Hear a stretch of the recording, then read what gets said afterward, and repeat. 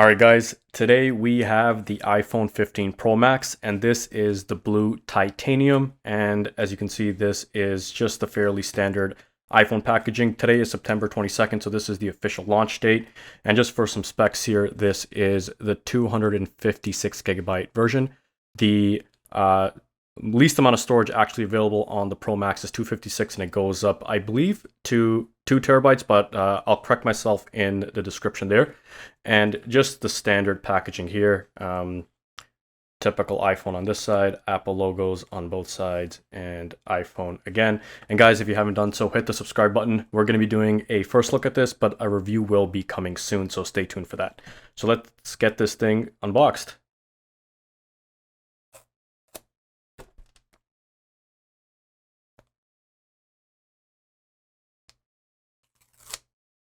Put these to the side here. Take it out. And here is the blue titanium. And I just want to do a real quick comparison actually. I have my old iPhone 12 Pro, which is stainless steel but of the same color. And it's looking kind of ratchet with all the fingerprints, but you can kind of see that titanium does have a bit of a different shade to it.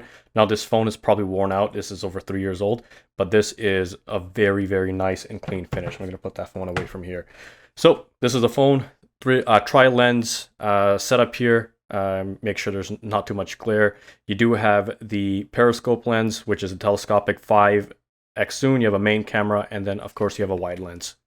So let's get this out of there. So this is the phone. I'm going to get back to this. I want to see what's in the box.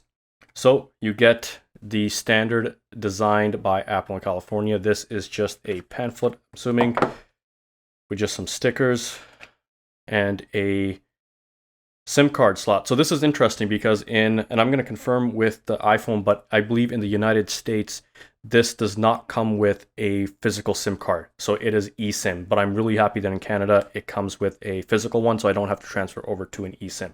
That is excellent. Put that to the side.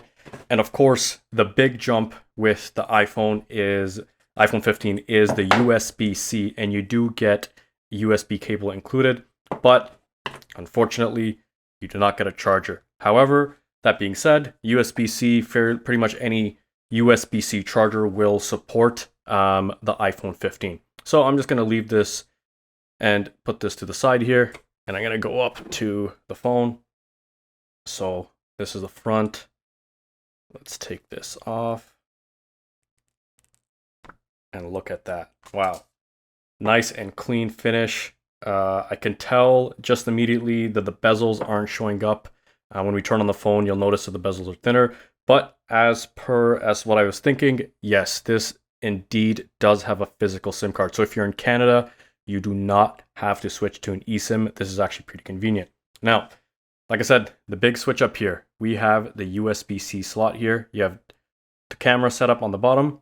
Typical iPhone camera system, or the speaker system, sorry, I should say, that was established, I think, from the iPhone 11, and they haven't really changed much there, but USB-C much needed there. Flipping over to the side, you have looks like a camera shutter button, where I would see the lock screen button here, and then flip side here, the biggest change physically with the iPhone 15 Pro Max is this button here, and this is the action button. So no more ratchet mute switch, which does collect a bunch of dust. You have a dedicated action key. So this you can program to either use as a lock screen button, home screen button, or camera shutter, or Siri, whatever you please. So it does give you versatility in terms of that. So next up, I'm gonna fire this thing up and let's get it set up and see what it looks up on the first launch.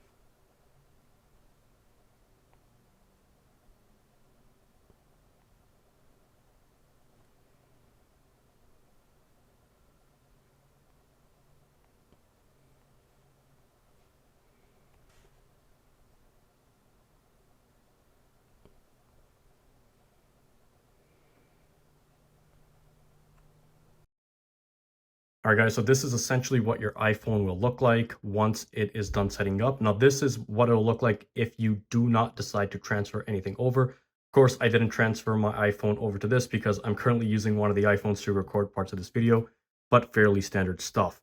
Now, the biggest, I would say, awe factor I've had is actually the weight of this phone. This titanium actually weighs quite light, but it's a very rigid phone. This is the Pro Max, and I feel like this weighs as much as my regular 12 Pro. So significantly lighter than the older iPhone generations with the new material.